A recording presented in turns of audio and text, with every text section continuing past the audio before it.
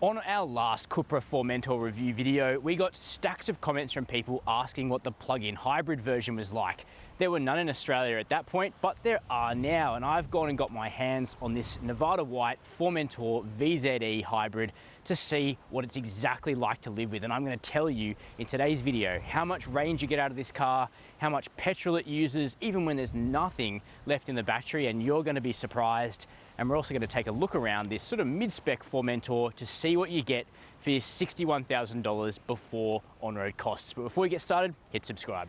Inside, the plug-in Formentor is basically based on the mid-spec VZ car. So that's why we're sitting on cloth here, but you can upgrade the level of luxury very easily with a $2,750 option package called the Leather and Power package. I think that's what it's called. It gives you leather seats, it makes them power adjustable, you get folding mirrors and also a power tailgate. So I think that's probably money well spent. So this is actually the cheapest way you can get into a Formentor plug-in hybrid, but there isn't an extra cost for most paints, which is quite nice. And we're looking at a very tidy dashboard. Now, coming from the Volkswagen Group, there are some shared components with vehicles like the Volkswagen Tiguan or the Audi Q3, like the indicator stalks, but they've changed quite a lot. The Cupra has its own touchscreen, for instance. It's bigger than what you get in most of those cars. You've also got a digital instrument cluster, and the software skin is all different. And you'll notice a lot of copper, which is Cupra's color, although not all of that extends to the main screen here, which is actually taken from kind of the Seat software. We don't get Seats here in Australia, but there are big touch targets. It works well. There's wireless Apple CarPlay and Android Auto, but not everyone's going to love the climate control, which does require a few taps through the system. At least you can adjust the temperature with kind of these quick targets down here under the screen. So I think it's acceptable enough. You get wireless charging, you get kind of this fairly clean looking area down here, little automatic transmission shifter, and nice stuff like an adjustable armrest so you can get into a good driving position. Speaking of the driving position, you sit so low in this SUV, and here's why.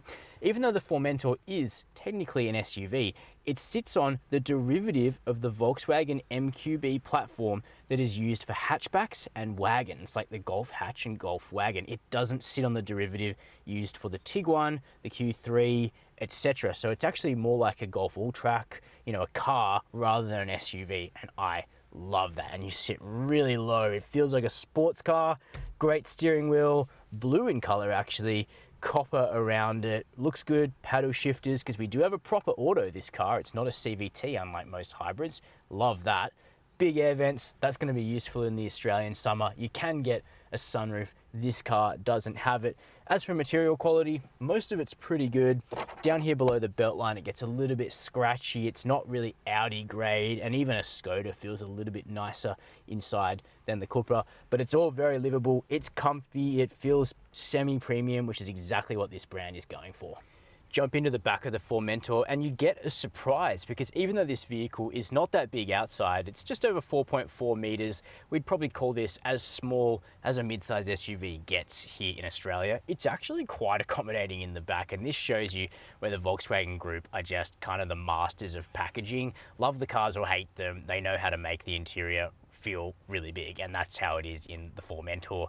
Sitting behind my own driving position, 6 foot tall, legroom's good. Headroom is somehow really good, despite this thing looking like it has a kind of coupe-ish roofline. That's amazing. Shoulder room, less impressive. This is more of a 4-seater car for adults, or, you know, 2 big teenagers here and parents up front or something like that. For that, it's livable. We've got air vents, USB-C ports, map pockets in the backs of the seats, flip-down armrest, pass-through for skis or fishing rods or whatever, and the base of the seat is actually nicely inclined, so even if you are stuck back here for the family road trip, it is reasonably comfy. But you will notice the fact the materials take a bit of a step down in the back, although judging from our comments, basically no one cares.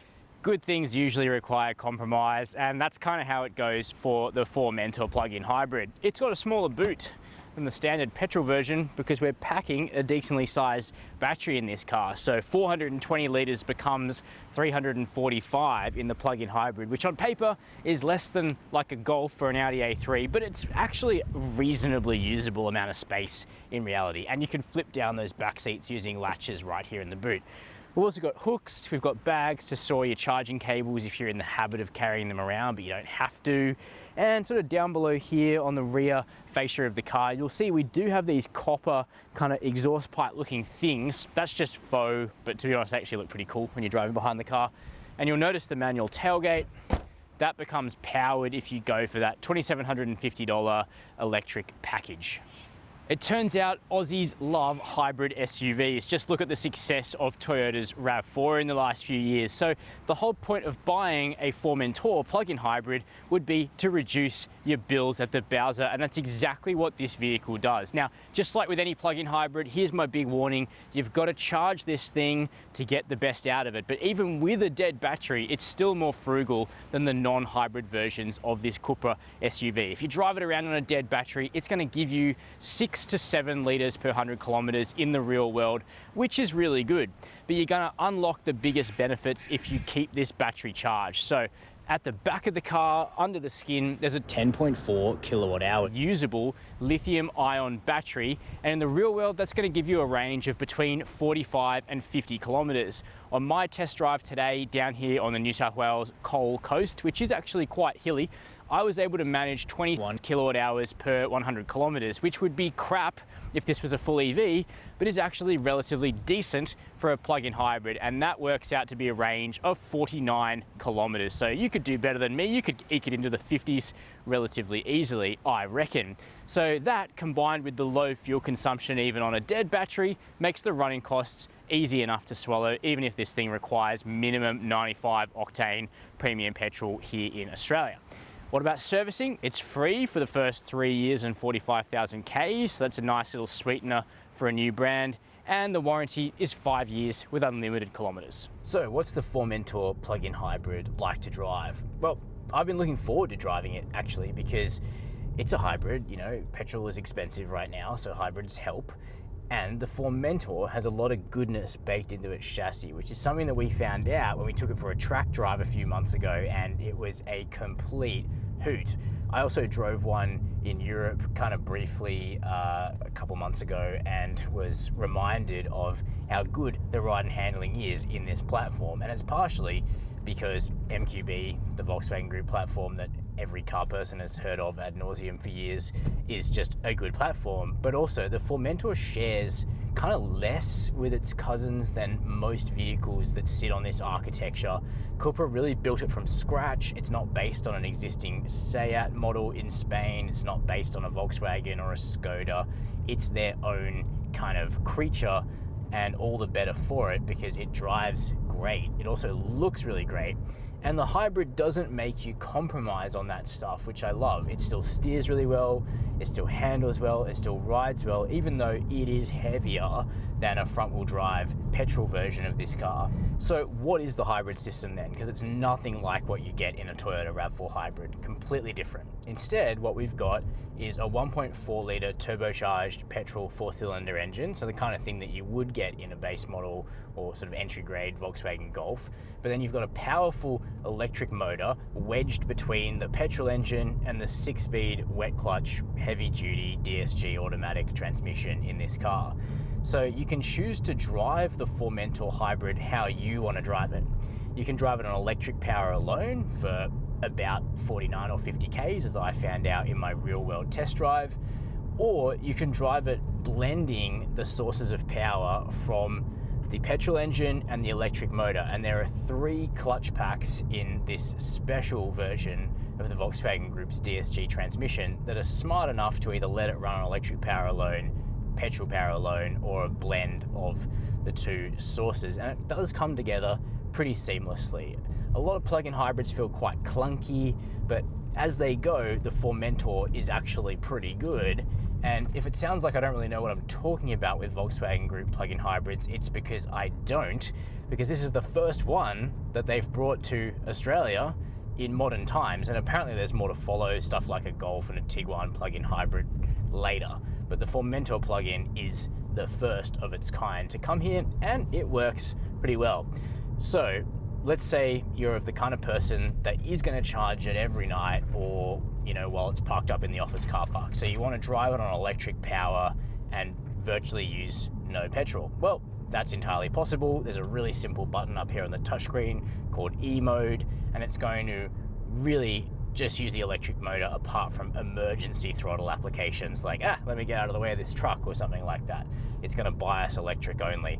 And just on its own, it's got 85 kilowatts of power and 330 Newton meters of torque. So that's an interesting kind of number, about as much power as an old base Golf or something like a Polo, but a lot of torque. 330 Newton meters of torque is plenty of muscle, and as such, you can drive up hills, you can drive on a country road on electric power alone, and it doesn't feel slow. It's actually completely fine. But when you're driving it in hybrid mode, which is what you're going to want to do on a road trip, or if the battery's flat, what have you, you're kind of getting the benefit of the 110 kilowatt, 250 Newton meter, 1.4 turbo petrol, and a contribution from the electric motor. If you've got lots of charge in the battery, it's going to give you the full whack, which is 180 kilowatts of power and 400 Newton meters of torque, which is actually limited by the gearbox, which can't take more than 400 Newton meters through it. If it could take more, this car would make more, but it is front wheel drive, so you don't want too much torque. If you've got nothing in the battery, it's still going to do its best to recoup energy from braking, just like a RAV4 Hybrid, and then deploy squirts of electric power off the line and when you're overtaking and stuff. And for that job, it works really well. So for me, I would use all the electric power in E mode for my commute, and then on the weekend for road trips, you'd put it in hybrid mode and take advantage of the smarts of the system, just using what it can. And the fuel consumption when you drive it like that is still really good. Love the steering, it's quick, it's relatively light. The front end is responsive, partially because the weight of that 1.4 is actually quite low and the battery is at the back of the car. So we get kind of as good a weight balance as you could hope for here. The handling is better than like a Sorento plug-in hybrid, which feels really fat and flabby at the back where its battery is. So there's been better work done to the suspension in this thing to keep it feeling like a regular Formentor, even if the non-hybrid versions ultimately have the edge in cornering when you're pushing really hard, pushing harder than most Aussies probably ever will with our speed limits in this country.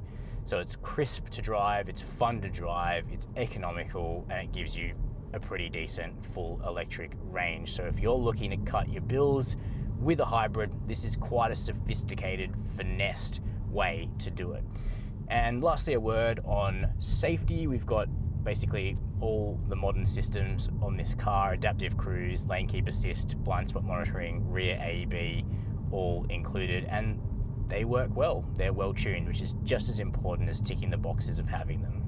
So, should you buy a Formentor plug-in hybrid? Yes, you should, if you're the kind of person that can charge this thing in a garage or a driveway overnight or at your office during the day. If you can't do that, I'd probably just go for either the base Formentor V, which has 140 kilowatts, or the top end crazy 228 kilowatt VZX. But if you can commit to plugging this thing in, it's going to significantly reduce your day-to-day petrol running cost, which is what this car is all about.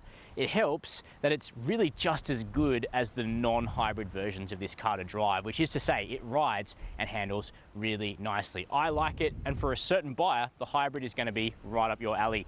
Let me know down below in the comments what you reckon. Is this a car that you're interested in? Are you going to put your name down or try and nab that small amount of early hybrid stock? Tell me your thoughts. While you're there, hit subscribe, hit the notification bell, and as always, thank you for watching Chasing Cars.